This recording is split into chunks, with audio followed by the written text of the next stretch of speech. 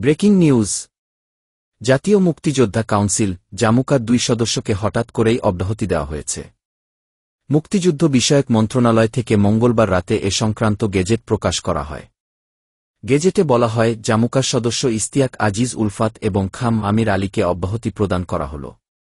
এই সিদ্ধান্ত জাতীয় মুক্তিযোদ্ধা কাউন্সিল আইন 2022 এর 5(2) ধারার আওতায় গৃহীত হয়েছে। এদিকে হঠাৎ এই অব্যাহতির খবরে মুক্তিযোদ্ধা মহলে নানা প্রশ্ন দেখা দিয়েছে। কেন এই সিদ্ধান্ত, এর পেছনে রাজনৈতিক কিংবা প্রশাসনিক কোনো কারণ রয়েছে কিনা তা নিয়ে চলছে আলোচনা। জাতীয় মুক্তিযোদ্ধা কাউন্সিল বা জামুকা মুক্তিযোদ্ধাদের তালিকা প্রণয়ন, যাচাই-বাছাই এবং বিভিন্ন নীতিগত সিদ্ধান্ত বাস্তবায়নে গুরুত্বপূর্ণ ভূমিকা পালন করে। তবে সাম্প্রতিক সময়ে এ সংস্থাকে ঘিরে বিতর্কও তৈরি হয়েছিল। তাই অনেকেই মনে করছেন, এই অব্যাহতির সিদ্ধান্ত নতুন কোনো প্রক্রিয়ার সূচনা হতে পারে। এখন দেখা যাক, সরকার এই শূন্য পদে কাদের নিয়োগ দেয় এবং মুক্তিযোদ্ধা পরিবার ও সংগঠনগুলো এ বিষয়ে কী প্রতিক্রিয়া জানায়।